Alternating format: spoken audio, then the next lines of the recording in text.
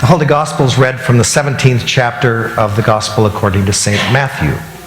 6 days later, Jesus took with him Peter and James and his brother John and led them up a high mountain by themselves. And he was transfigured before them, and his face shone like the sun, and his clothes became dazzling white. Suddenly there appeared to them Moses and Elijah talking with him. Then Peter said to Jesus, "Lord, it is good for us to be here. If you wish, I will make 3 dwelling places here, one for you, one for Moses, and one for Elijah." While he was still speaking, suddenly a bright cloud overshadowed them, and from the cloud a voice said, "This is my Son, the beloved. With him I am well pleased. Listen to him." When the disciples heard this, they fell to the ground and were overcome by fear. But Jesus came and touched them, saying, "Get up and do not be afraid." And when they looked up, they saw no one except Jesus himself alone. As they were coming down the mountain, Jesus ordered them, "Tell no one about the vision until after the Son of Man has been raised from the dead." This is the gospel of the Lord. Please be seated. Shortly after Jill and I were married, we moved to the Seattle area so she could finish her master's degree at the University of Washington. Despite the traffic nightmares and the incessant rain and all of the other things that many people say they don't like about living in the Puget Sound area, we fell in love with Seattle. And even back then, many years ago, we said, someday we'd like to make our permanent home in the Seattle area. Well, careers and family matters and all kinds of other things took us to live in a whole lot of other places other than that. But somehow now we've managed to live 31 of our 46 years in the Puget Sound region.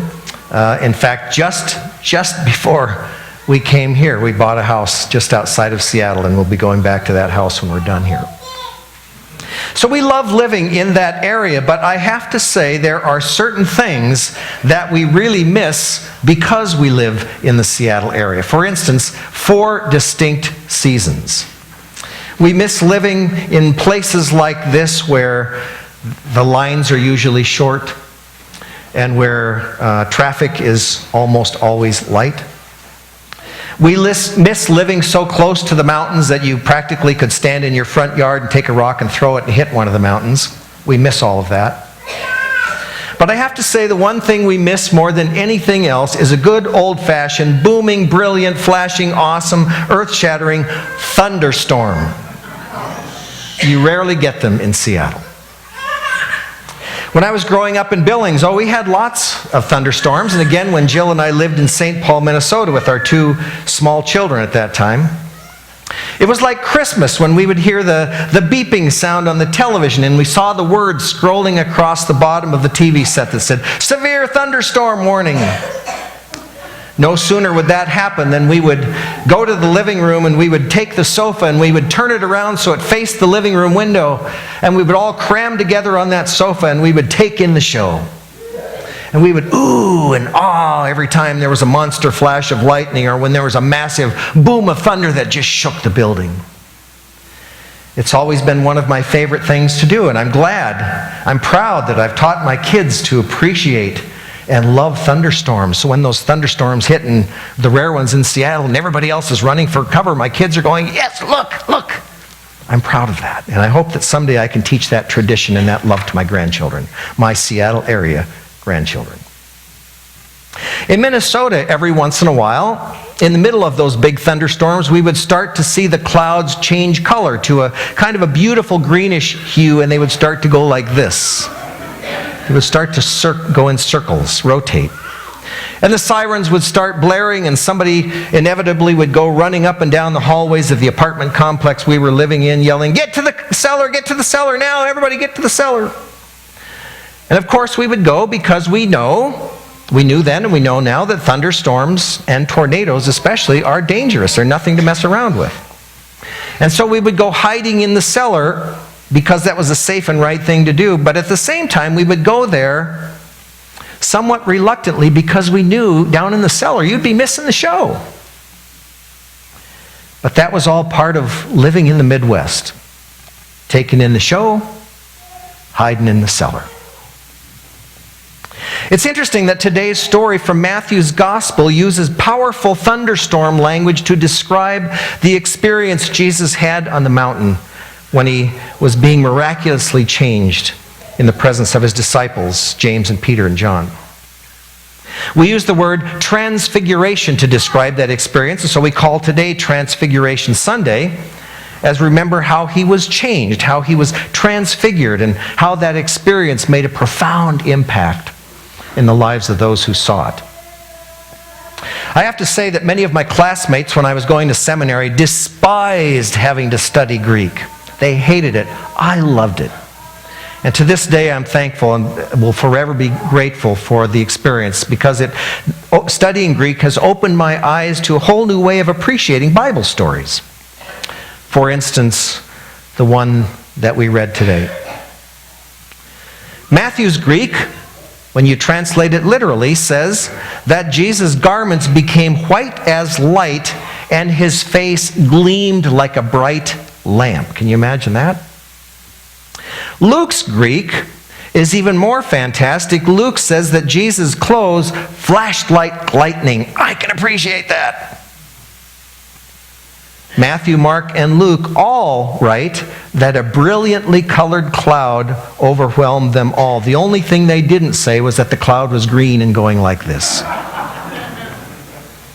But we can imagine that that cloud was very spectacular, and John's gospel even says that out of that cloud came a voice that in John's Greek boomed like thunder,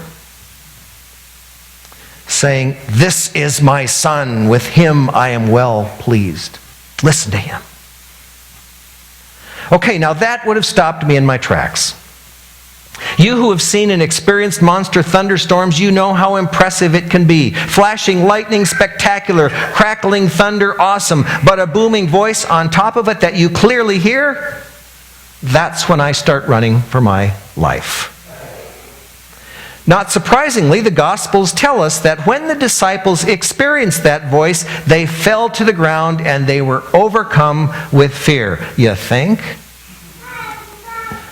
Even for seasoned Midwesterners, hearing a booming voice in a thunderstorm would be enough to buckle knees and leave the most grizzled thunderstorm veteran terrified and speechless, which is exactly what those who were there that day were. They were scared out of their wits.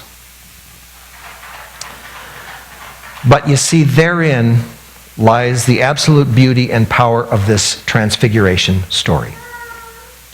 As we're now about to enter the season of Lent, and as we approach the darkness and the sadness of Good Friday, and so then as we acknowledge the darkest moments and the saddest moments of our own lives, we are left with an absolutely incredible promise. A promise that was given to the disciples when they were most afraid.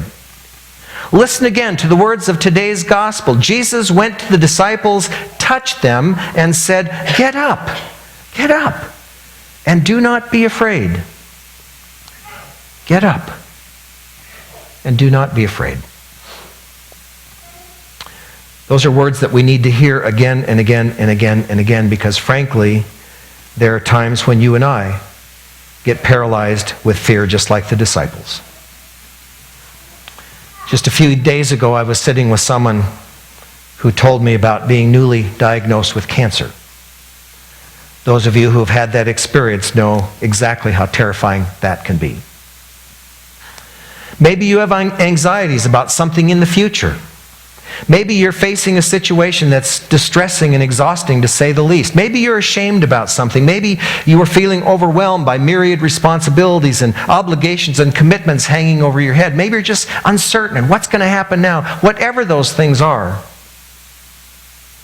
we experience fear and we experience anxiety and we experience worry. Tuesday this past week, I was in Kalispell meeting with a group of Lutheran pastors. I'd just come out of the church where our meeting was being held when a man came up to me and asked, "Are you the pastor of the church?" I said, "No, I'm not the pastor of the church. I'm a pastor, but I'm not the pastor of the church right here." He asked if he could talk to me for a minute. I asked if he wanted to go in the church where we could sit down and talk a little bit more privately. And he said, oh, no, I don't do churches. I don't go in churches. He had never been in a church before, and the thought of going in a church was just petrified even by the thought. He did say, though, that he felt consumed by guilt for something he had done, and he wanted to talk to somebody that he felt could give him whatever it was that he needed. I thought it was interesting that he didn't want to go in a church, but he wanted to go to a church. So we stood there in the parking lot and we talked, and he was filled with tremendous amount of emotion as he told me what was troubling him. And when he was done, he just literally broke down, and he said with a great deal of emotion, he said, please, Pastor, I just want to know. Am I forgiven? Has God forgiven me? Here was a person who knew well what it meant to be paralyzed with fear. Many of us know what it's like to be paralyzed or afraid like that for reasons of our very own. But the promise and the beauty of the Transfiguration story is that Jesus comes to us wherever we are, whoever we are, whatever our fear, regardless of our past, whatever the anxieties of the future, whatever the case. Jesus comes to us and touches us and says, get up, and do not fear. In faith, we get up and we trust that He will walk with us. And He'll give us the strength and the courage to move forward, facing whatever it is that we must face. I was out for a walk one time when two young boys were coming toward me going the opposite direction. One of the boys was hanging on to a leash, which had on the front end of it a massive black Newfoundland dog that was pulling the little boy for all he was worth. I mean, the little boy was like that. The dog was just going like crazy, and it's all the boy could do to hang on. As they passed me, they kind of said, hi! And I had just enough time to say hi to them before I also threw this in. So it looks like you got your hands full. Where are you all going?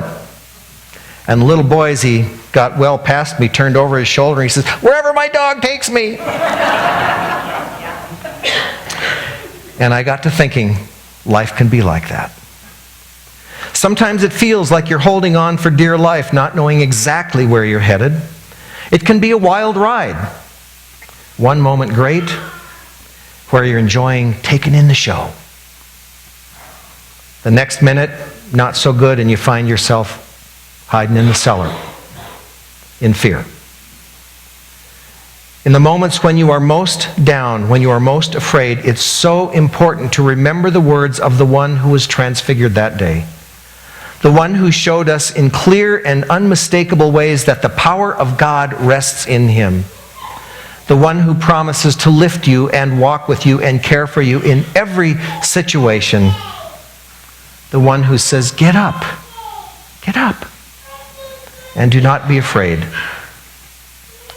Get up, and do not be afraid.